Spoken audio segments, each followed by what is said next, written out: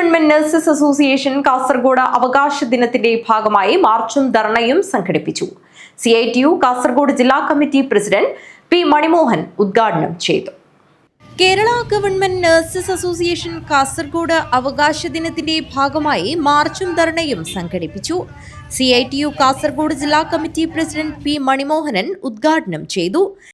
ശേഷം അധികാരത്തിൽ വന്നിട്ടുള്ള ഏത് ഇടതുപക്ഷ ഗവൺമെന്റുകളുടെ കാലഘട്ടത്തിൽ പരിശോധിച്ച് നോക്കിയാലും ആരോഗ്യ മേഖലയെയും വിദ്യാഭ്യാസ മേഖലയെയും നന്നായി സഹായിക്കുന്ന പ്രവണതയാണ് ഉണ്ടായിട്ടുള്ളത്.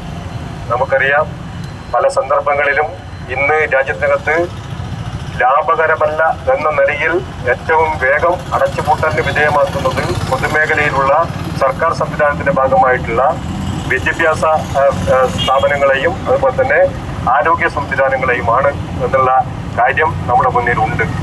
അപ്പോഴാണ് 57 മുതൽ ഇങ്ങോട്ടുള്ള ഗവൺമെന്റുകൾ സ്വീകരിച്ച നടപടികൾ ശ്രദ്ധേയമായ നിലയിൽ ഈ സംസ്ഥാനത്തിനകത്ത് മുന്നോട്ടേക്ക് പോകുന്നത്.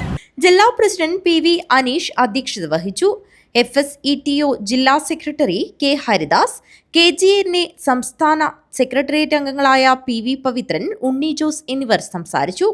KGNA ജില്ലാ സെക്രട്ടറി PP അമ്പിളി സ്വാഗതവും KGNA joint secretary K. Jalaja നന്ദിയും പറഞ്ഞു. News bureau, Kanhangad.